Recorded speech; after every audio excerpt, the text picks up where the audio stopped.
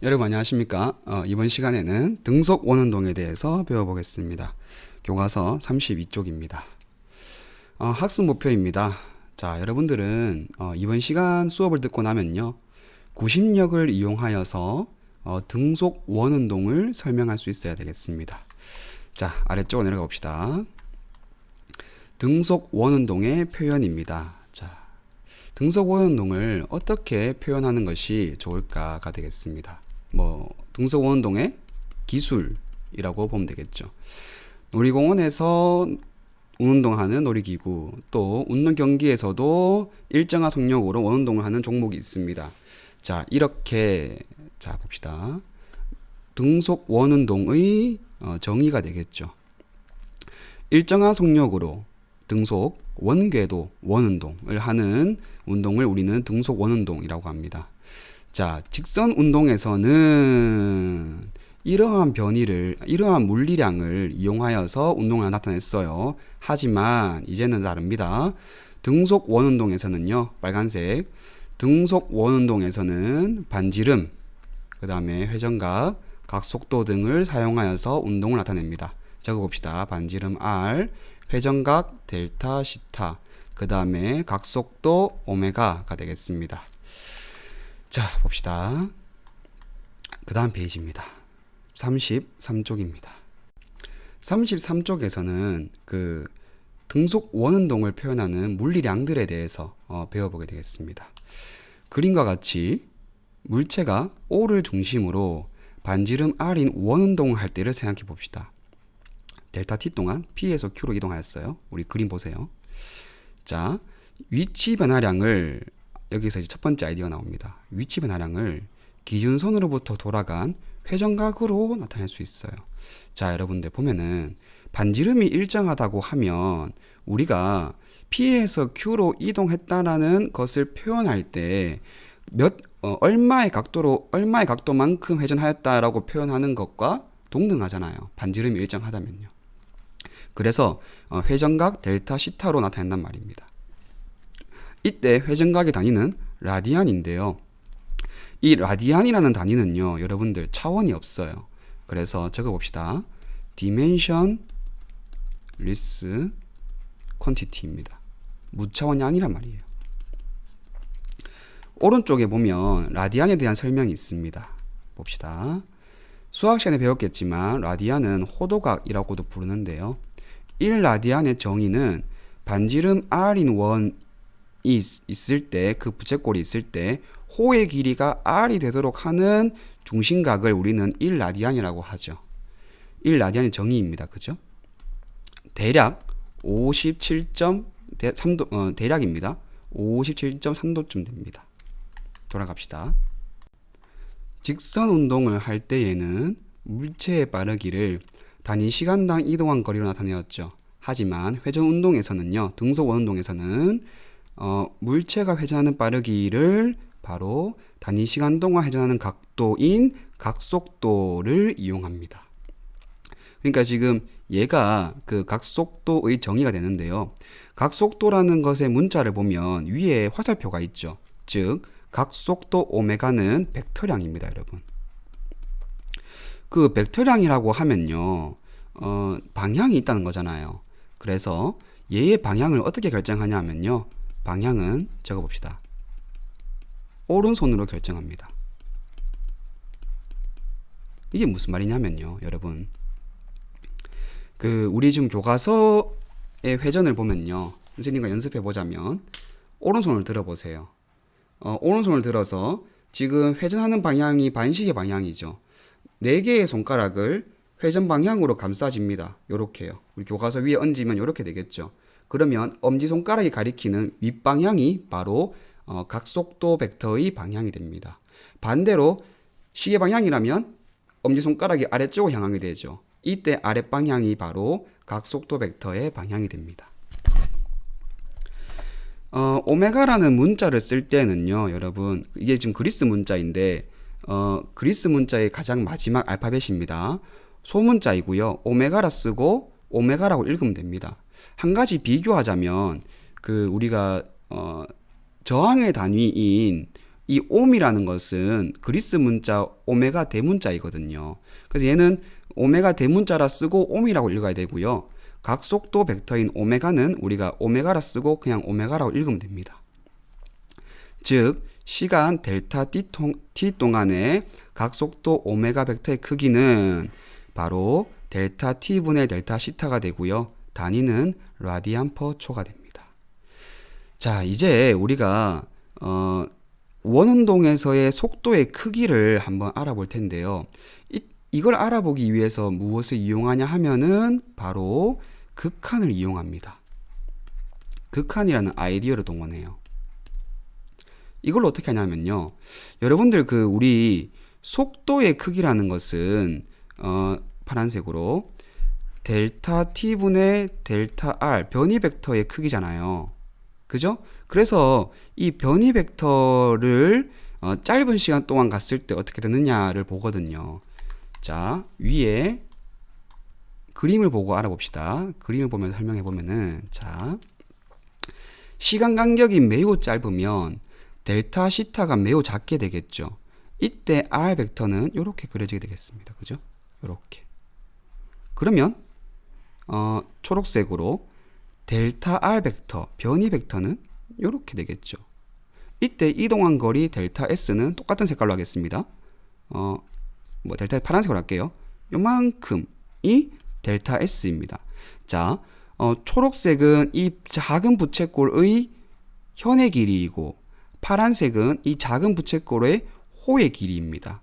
여러분들 시간 간격이 매우 짧다면 현의 길이와 호의 길이가 같다고 볼 수 있잖아요. 따라서 자, 델타 r의 크기는 현의 길이죠. 현의 길이는 호의 길이와 거의 같아지게 됩니다. 그리고 델타 r의 방향은 원에 접하는 방향이 되죠. 따라서 속도의 크기는 원래 속도의 크기는 시간 간격을 이 변이를 시간 간격으로 나눠준 것인데 이 델타 r 벡터가 매우 짧은 시간이면 델타 s와 같아지니까 우리가 이런 식으로 둘 수 있단 말입니다. 방향은 원의 접선 방향입니다. 자, 그리고 여기에서 델타 s는 또 r 델타 시타이거든요. 오른쪽 그림을 봅시다. 입니다. 여러분들 수학 시간에 배웠을 거예요. 호의 길이는 반지름 곱하기 중심각이잖아요. 그래서 s는 r 시타입니다. 그래서 델타 s는 자, s는 r 시타에서 델타 s는 델타 r 곱하기 시타 더하기 r 곱하기 델타 시타가 될 텐데 등속 원운동에서 반지름을 일정하니까 델타 r은 0입니다. 그래서 델타 s는 r 델타 시타가 되거든요. 그래서 v는 델타 t분의 델타 s를 s는 r 델타 시타를 이용해서 바로 r 오메가 오메가의 정의로부터 v는 r 오메가라고 적을 수 있습니다. 반지름 곱하기 각속도입니다. 각속도의 크기죠. 자, 또한 반지름 r인 원둘레를 한 바퀴 도는데 걸리는 시간, 즉 주기를 도입하게 되는데요. 자, 왜 그러냐면은 여러분들 등속 원운동을 하면은 이렇게 계속 동글동글 돌잖아요. 어떠한 운동이 계속해서 반복되거든요. 우리는 이러한 운동을 주기 운동이라고 표현을 합니다. 그래서 이때의 주기, 한 지점으로부터 출발해서 다시 돌아온 데까지 걸린 시간을 보면 운동장 한 바퀴 2파이r을 얼마의 속력으로 도느냐를 묻는 거잖아요. 그래서 t는 v분의 2파이r이고 이때 v가 r 오메가니까 반지름을 약분을 하면 주기는 오메가 분의 2파이입니다. 또는 2파이라는 한 바퀴 라디안을 얼마의 각속도로 도느냐 그런 것과 일맥상통합니다.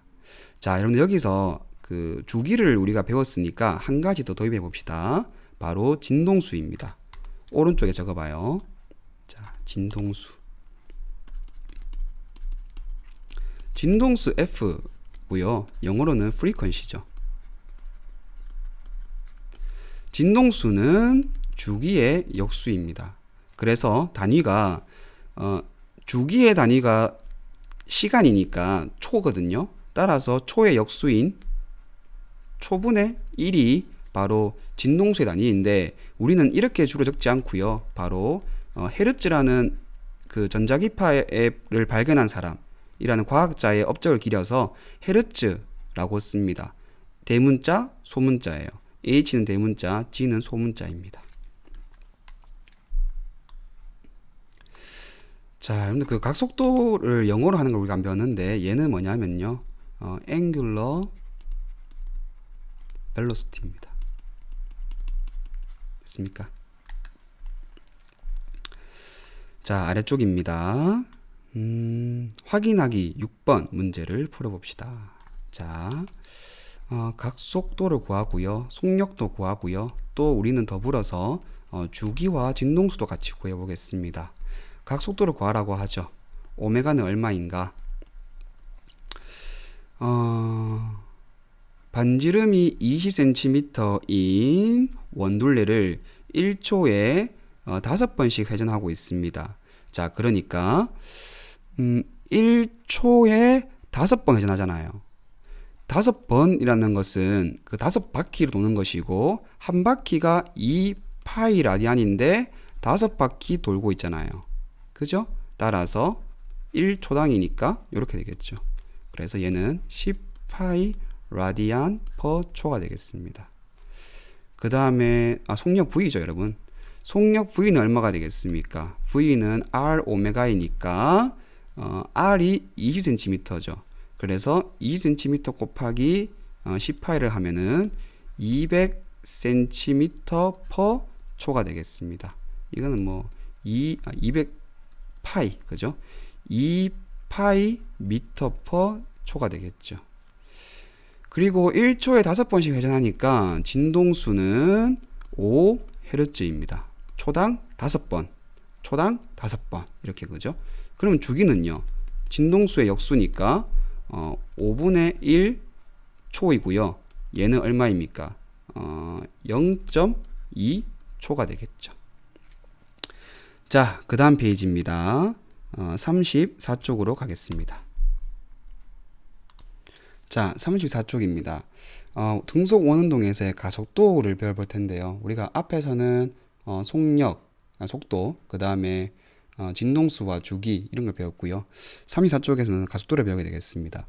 그 선생님이 지금 오른쪽에다가 필기해 놓은 이 내용을요, 여러분들 34쪽 왼쪽 제일 위에다가 필기해 보세요. 자, 질문입니다. 등속 원운동을 할 때에 가속도가 있을까요? 없을까요?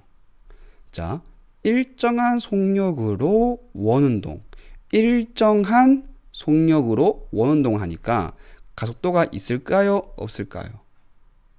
두 번째, 만약에 가속도가 있다면 이때 가속도는 일정할까요? 변할까요? 여러분들, 이 질문에 반드시 스스로 생각을 하고 답을 한 다음에 강의를 이어듣길 바랍니다. 자, 정답 제시하겠습니다. 정답은 가속도가 있다입니다. 그리고 가속도는 계속 변합니다. 정확하게 말하자면 가속도는요, 적어봅시다. 시간에 대해 일정하게 변합니다. 일정하게 변한다. 자, 그러면 왜 그런지 우리가 이 교과서 본문을 통해서 배워봅시다. 등속 직선 운동을 하는 물체는 속도가 변하지 않기 때문에 가속도가 0입니다. 자, 그런데 등속 원운동, 자, 등속 직선 운동과 등속 원운동은 다르죠. 하는 물체는 속력은 변하지 않지만 여러분들 매 순간 방향이 변합니다. 그래서 속도가 변하는 거예요. 자, 가속도라는 것은 속도의 변화잖아요. 속도의 변화를 시간으로 나눈 거거든요. 속도가 변하면 가속도가 있는 거죠. 등속 원운동에서의 이 가속도를 한번 구해보잔 말입니다. 자, 그림과 같이 물체가 일정한 속력으로 반지름 R인 원을 그리면서 등속 원운동을 하고 있을 때, 자, 마찬가지입니다. 여기에서도 매우 짧은 시간, 극한이라는 아이디어를 이용합니다. 속도 변화량의 크기는 근사적으로, 극한이니까 근사적이 되겠죠. 다음과 같이 주어지게 됩니다. 자, 보면 델타 V의 크기는 V 델타 시타로서 근사가 되는데요. 자, 오른쪽 그림을 확대해서 봅시다. 자, 보면 시간 간격이 매우 짧다면 아까와 똑같아요, 여러분. Q점이 P점과 매우 가까워지게 되겠죠. 매우 짧은 시간 간격이니까. 이때 속도 벡터를 그려보게 되면은 V2를 초록색으로 그리겠습니다. 뭐 Q점이 이 정도에 왔다 치면 V2 벡터는 이 정도로 그려지게 되겠죠. 얘가 V2거든요. 이때 V1과 V2의 시점을 일치시키면, 오른쪽 그림처럼 일치시키자면 V2 벡터는 V1 벡터에 거의 붙어 있게 되겠습니다. 지금 선생님 직선을 잘 못 그리고 있는데요. 자, 거의 붙어 있죠. 맞습니까? 자, 그러면 델타 V는 이 부채꼴에서의 현의 길이인데요. 이 현의 길이는 이 부채꼴의 호의 길이와 거의 같다고 볼 수 있죠. 그런데 호의 길이를 구하는 공식이 V 델타 시타잖아요. 등속이니까 V1의 크기를 V라고 일정하게 둘 수 있고, 중심각의 크기 델타 시타를 곱하면 얘가 호의 길이인데, 이 호의 길이가 현의 길이인 델타 R과 거의 같다고 볼 수 있습니다. 됐습니까? 자, 따라서 현의 길이는 호의 길이와 거의 같다라고 볼 수 있죠. 따라서 가속도의 정의로부터 크기는 델타 T분의 델타 V인데, 델타 V가 V 델타 시타이니까 또 델타 T분의 델타 시타는 오메가잖아요. 그래서 A는 V 오메가가 되고, 이때 또 V는 R 오메가이므로 얘를 대입을 하면 가속도는 R 오메가 제곱이 됩니다. 또 오메가는 R분의 V잖아요. 따라서 R 하나씩 약분하게 되면 가속도는 R분의 V 제곱이 되겠습니다. 여러분들 지금 우리가 이 식에 대해서 좀 감각을 가질 필요가 있는데요. 반지름이 매우 크다면 운동의 변화가 거의 없는 거잖아요. 반지름이 매우 크다는 것은 무한대라고 생각해 보자면 얘는 그냥 직선 운동을 하는 거예요. 이렇게 되면 분모가 무한대가 되고 가속도는 0이 되어서 등속 직선 운동을 한다라고 볼 수 있겠죠. 또 반대로 반지름이 매우 작다면 얘는 아주 큰 운동 방향의 변화를 보이게 됩니다. 이때는 가속도가 크다고 볼 수 있게 되겠습니다. 이거는 뭐 분자의 속력이 있다는 것은, 속력의 제곱이 있다는 것은 좀 납득이 됩니다. 한편 가속도의 방향에 대한 이야기입니다. 가속도의 방향은 델타 V의 방향인데요. 델타 T가 매우 작을 때 또 한 번 더 극한을 이용합니다. 델타 V는 V의 수직한 원의 중심 방향이 됩니다. 자, 그림을 통해서 또 한 번 더 증명해 봅시다. 자, 여러분, 델타 V를 그리게 되면 여기 Q점이 이 정도에 있다고 보면요, 빨간색으로 얘가 델타 V 벡터가 되죠. 델타 V 벡터의 방향이랑 가속도의 방향은 같잖아요. 지금 이 방향을 보면은 원의 중심을 향하고 있다라는 것을 알 수 있습니다. 그래서 원의 중심을 향하기 때문에 우리는 이 가속도를 구심 가속도라고 하고요.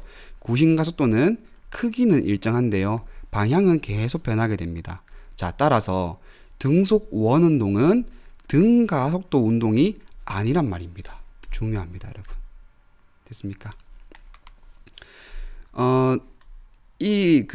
등속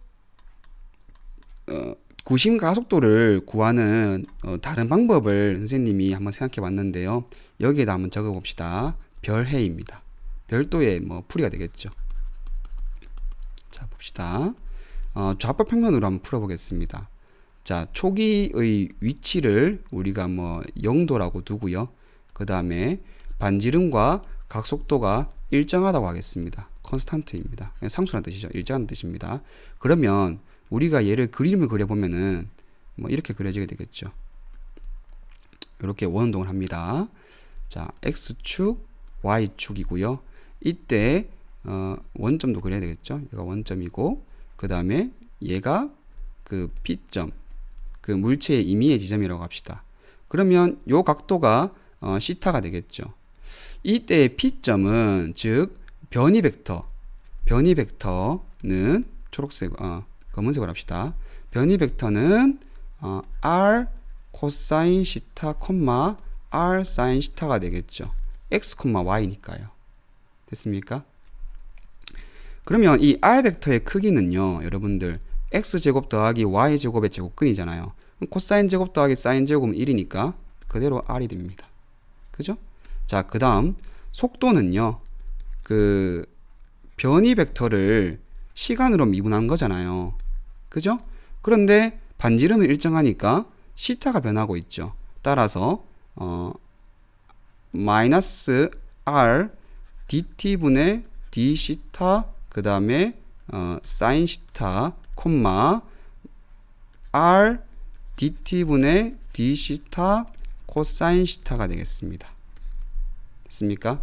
여기에서 dt분의 d 시타는 오메가잖아요. 단위 시간당 중심각의 변화이니까요. 따라서 마이너스 R 오메가 사인 시타, R 오메가 코사인 시타입니다.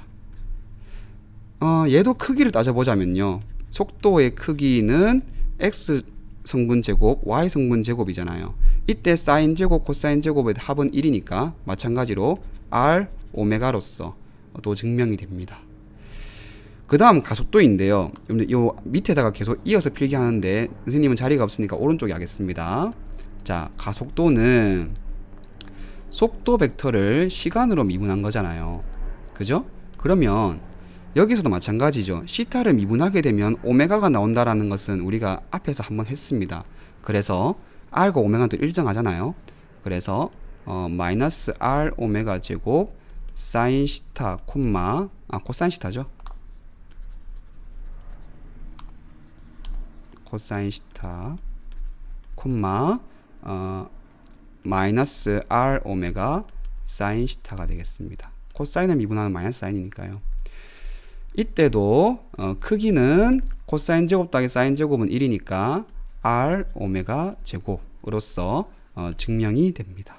그리고 또 오메가는 R분의 V니까 그 R 제곱분의 V 제곱인데 R 약분하게 되면은 R분의 V 제곱이 되겠죠. 그래서 우리가 좌표 평면을 이용해서도 지금 이 같은 증명을 할 수 있습니다.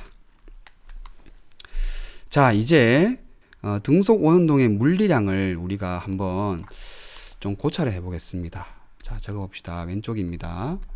등속 원운동에서 물리량을 고찰해 볼 거예요. 고찰이라고 하니까 좀 거창한 말 같은데 뭐 그렇게 거창한 거 아닙니다. 그 앞에서 우리가 시타는 어떻게 됐었냐면요. 이동 거리를, 그러니까 그 호의 길이를 반지름으로 나누어 주면 중심각이 나왔죠. 또 각속도의 크기는 오메가는 속력을 반지름으로 나누어 주면 나왔었습니다. 그죠? 또 가속도는 속력의 제곱을 반지름으로 나누어 주면 됐었죠. 그 어떤 좀 규칙이 보입니까, 여러분? 그죠? 그 호의 길이를 반지름으로 나누면은 중심각이 되고, 속력을 반지름으로 나누어 주게 되면 가속도가 되고, 속도의 제곱, 속력의 제곱을 각도로 반지름으로 나누어 주게 되면 또 가속도가 됩니다. 예제 문제 풀어봅시다. 지금 예제 문제에 그 회전 반지름이라는 얘기가 나오는데요. 이 회전 반지름이라는 용어에 대해서 한 가지 정리를 하고 또 이어가겠습니다. 적어봅시다. 회전 반지름입니다. 여러분들 회전 반지름이라는 말은요, 무엇과 같은 말이냐 하면은 곡률 반지름이라는 것과 같은 말이고요. 이것은 회전 반경 또는 곡률 반경과도 같은 말인데, 얘는 무엇의 역수냐 하면은 바로 곡률의 역수입니다. 됐습니까? 자, 그래서 우리가 대화를 할 때 많이 휘어져 있는 경로, 우리가 자동차를 타고 갈 때 급커브 구간은 곡률이 크다라고 하거든요. 곡률이 많이 휘어져 있어서 곡률이 크다라는 것은 무슨 말이냐면은 회전 반경이 매우 작다, 즉 회전 반지름이 매우 작다라는 것을 의미합니다. 자, 무슨 말이냐면은 길이 많이 휘어져 있으면 이 길에 접하는 우리가 원을 그릴 수 있을 거예요. 이때의 반지름을 우리가 곡률 반경, 회전 반경, 회전 반지름, 곡률 반지름 이렇게 부르고요. 휘어져 있는 정도를 우리가 곡률이라고 하게 된단 말입니다. 반지름이 작으면 작을수록 많이 휘어지게 되겠죠. 반지름이 무한대이면은 직선입니다. 그죠? 이때는 곡률이 없다 봐야 되죠. 됐습니까? 자, 예제 문제입니다. 그림과 같이 두 개의 굿을 A와 B가 있습니다. 수평면에서 O점을 중심으로 등속 원운동 하는데 걸리는 시간은 같아요. 한 바퀴. 반지름은 0.2, 0.3이고 구심가속도를 구하라고 하고 있습니다. 자, 여러분들, 구심가속도의 정의를 생각해 보세요. 구심가속도의 정의로부터 우리는 R 오메가 제곱이잖아요. 그러면은 A의 오메가, 그 다음에 R 오메가 B의 제곱이 되겠습니다. 그러니까 이제 A 대 AB는 이런 식으로 식이 세워지게 되겠죠. 그런데 반지름이 지금 다르죠. RA, RB인데 한 바퀴 도는데 걸린 시간 같으니까 오메가 같은 거예요. 따라서 오메가를 약분하게 되면 RA 대 RB이고 얘는 0.2 대 0.3이니까 2 대 3이로써 1.5배가 되겠습니다. 확인하기 7번입니다. 구심가속도를 구하라고 하고 있죠. 구심가속도는 R분의 V제곱이죠. R이 10m이고 V가 20m/s입니다. 400을 10으로 나눈 것이니까 얘는 40m/s 제곱이 되겠죠. 여러분들 지금 20m/s라고 하면요, 우리가 km/h로 환산을 해보면 얘가 72km/h예요. 그러니까 자동차로 우리가 시속 70km 정도로 달리고 있는데 반지름이 10m인 커브를 돌고 있단 말입니다. 상당히 급커브 구간이라고 볼 수 있어요. 그리고 이러한 급커브를 매우 빠른 속도로 지금 돌고 있는 거거든요. 그래서 가속도의 크기가 40m/s 제곱인데 여러분들 이 크기에 대해서 감각이 좀 옵니까? 중력 가속도가 대략 10m/s 제곱이죠. 그러면 얘는 대략 중력 가속도의 4배입니다. 매우 큰 가속도라고 볼 수 있죠. 그러니까 이 정도 되면요, 이거를 계속 뱅글뱅글 계속 돌게 되면은 피가 한쪽으로 쏠리는 듯한 느낌까지도 받을 수 있을 거라고 생각합니다. 이 좀 꽤 큰 가속도가 되겠습니다. 자, 그래서 이 수에 대한 느낌도 한번 가져봤고요. 35쪽입니다. 여러분들 35쪽은 이 등속 원운동을 벡터 분석을 하는 건데요. 극한의 개념을 이용하는 거예요.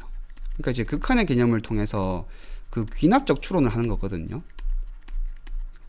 자, 어떤 내용이냐 하면은 아래쪽을 보면은 크기를 줄이면 안 되고, 그죠?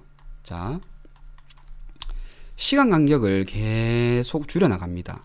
이때 평균 가속도의 크기가 점점 하나의 값으로 수렴해 간다라는 것을 귀납적으로 보고 있는 거예요. 그래서 35쪽 내용은 여러분들이 한번 꼭 읽어보기 바랍니다. 넘어가겠습니다.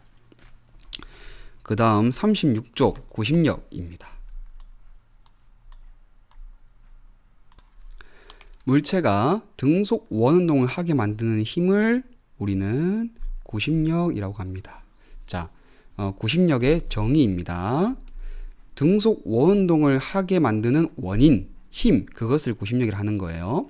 그러면 등속 원운동을 하는 물체에 작용하는 구심력은 물체의 속력과 어떤 관계가 있는지 알아보자 라는 건데요. 여러분들 36쪽 왼쪽 위에다가 필기해 봅시다. 등속 원운동과 가속도 법칙입니다. 그 가속도 법칙에 따르면요, 여러분 A는 n분의 F죠. 그죠? 그런데 구심력이 바로 가속도의 원인이 됩니다. 얘가 결과이죠. 따라서 우리는 이런 결론을 내릴 수 있습니다. 즉, 적어봅시다. 구심력이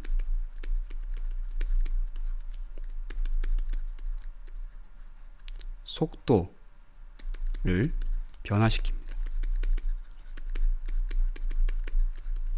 그래서 구심력은 속력과 어떤 관계이냐 하면 구심력은 속도를 변화시킨다 라고 얘기할 수 있습니다. 가속도 법칙으로부터 우리가 유추할 수 있는 내용입니다. 자, 우리 교과서에서는요, 이 내용을 알기 위해서 실험을 하게 되는데 이 실험은 물리학 실험에서도 하게 되겠습니다. 구심력과 속력의 관계 구하기입니다. 그림과 같이 고마기를 매달아요. 그리고 회전 반지름을 일정하게 유지합니다. 자, 고마기를 돌리고요. 회전 반지름을 일정하게 유지합니다. 고마기를 돌리는 거니까 이 고마기의 질량은 안 변하거든요. 그래서 M은 일정합니다. 그 다음 회전 반지름이 일정하니까 R도 일정하게 되죠. 이런 건 전부 다 통제 변인입니다, 여러분. 그죠? 그 다음에 10회전 하는데 걸리는 시간을 측정합니다. 그래서 주기를 구하는 거예요. 즉 이때 주기를 구하는 것이 바로 종속 변인이 되겠죠. 반지름을 계속 일정하게 하고요. 이것도 통제 변인입니다. R을 통제하겠다는 거죠. 쇄골이의 수는 늘려가요. 즉 얘가 조작 변인입니다. 마찬가지로 주기를 측정합니다. 종속 변인입니다. 쇄골이의 무게는 무엇을 뜻하는가? 자, 봅시다, 여러분. 쇄골이에는 질량이 있으니까 아래쪽으로 중력을 받게 되겠죠. 그러면 이 쇄골이는 또 줄에 연결되어 있으니까 장력으로부터 평형을 이루고 있습니다. 그죠? 그러면 이 장력은 또 실을 따라서 계속 이어질 테고, 막의 입장에서 보면은 장력이 이렇게 작용하는 거죠. 그런데 이 장력의 방향을 보면 원의 중심을 향하고 있죠. 따라서 얘가 구심력 역할을 하고 있는 겁니다. A는 B다. 그죠? B의 방향이 구심을 향하니까 구심력이다. 이렇게 되겠습니다. A는 B다, B는 C다. 따라서 A는 C다. 이렇게 되는 거죠. 다음 표를 이용하여 쇄골이의 수와 주기 관계를 구해보자 인데요. 이 실험을 하고 나면요, 여러분들 우리가 이러한 관계의 그래프를 그릴 수가 있게 돼요.